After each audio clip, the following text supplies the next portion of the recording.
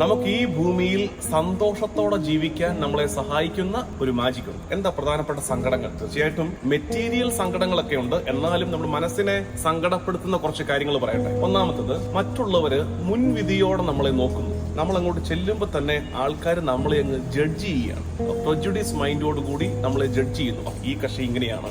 ഇത് കേൾക്കുമ്പോൾ നമുക്കങ്ങ് സങ്കടം വരികയാണ്. അപ്പൊ നമ്മുടെ ഒരു പ്രധാനപ്പെട്ട സങ്കടമാണ് മറ്റുള്ളവർ നമ്മളെ അങ്ങ് വിധിച്ചു കളയുന്നു. അതൊരു സങ്കടമല്ലേ?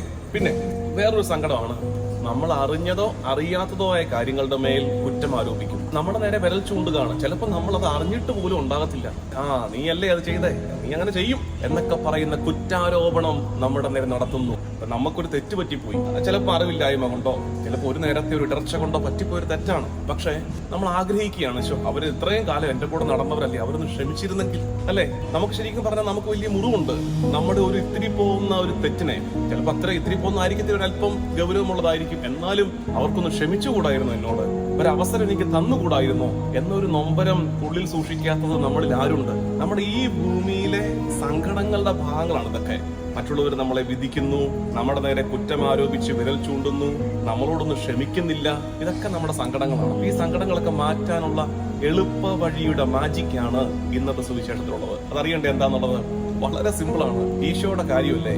ഈശോ ഒരു കാര്യം പഠിപ്പിക്കുമ്പോൾ അതിന്റെ ലോജിക്കും അതിന്റെ സിംപ്ലിസിറ്റിയും ഭയങ്കരമാണ്. ഈശോ പറയുകയാണ്, നിങ്ങൾ വിധിക്കരുത്, നിങ്ങൾ വിധിക്കപ്പെടുകയില്ല. അതായത് മറ്റുള്ളവരെന്നെ വിധിക്കരുതെന്ന് ആഗ്രഹിക്കുന്നുണ്ടോ? നമ്മൾ എളുപ്പ വഴി നമ്മളായിട്ട് ആരെയും വിധിക്കാതിരിക്കും. കുറച്ചു കാലം അങ്ങനെ ജീവിച്ചു നോക്കിക്കേ, ആരെയും വിധിക്കാതെ ജീവിച്ചു നോക്കിക്കേ, നമ്മുടെ മേലുള്ള വിധിവാക്യങ്ങളുടെ എണ്ണം കുറയുന്നത് നമ്മൾ അറിയും. കുറ്റാരോപണം നടത്തരുത്, നിങ്ങളുടെ മേലും കുറ്റം ആരോപിക്കപ്പെടുകയില്ല. നമ്മളായിട്ട് ആരെയും കുറ്റം പറയാൻ പോകാതിരിക്കുക, ആരെയും കുറ്റാരോപിതരാക്കാതിരിക്കുക. അങ്ങനെ കുറച്ചു കാലം ജീവിച്ചു നോക്കിക്കേ, പതുക്കെ നമ്മൾ വ്യത്യാസം കാണും. നമ്മുടെ മേലുള്ള കുറ്റങ്ങളും മെല്ലെ മെല്ലെ കുറഞ്ഞു വരുന്നത് കാണും.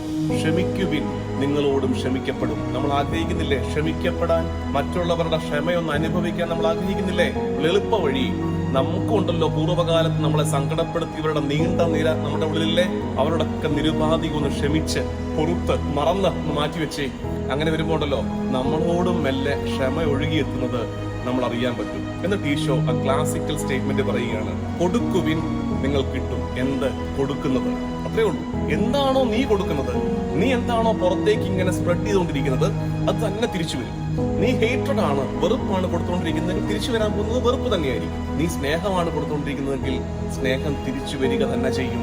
അതുകൊണ്ട് നമുക്കിനി നല്ലത് കൊടുത്തു തുടങ്ങാം, നല്ലത് പറഞ്ഞു തുടങ്ങാം, നല്ലത് ചെയ്തു തുടങ്ങാം. അങ്ങനെ വരുമ്പോ അത് അമർത്തി കുലുക്കി നിറച്ച് നമ്മുടെ കൈകളിലേക്ക് തിരിച്ചു വരുന്ന കാഴ്ച നമ്മൾ കാണും.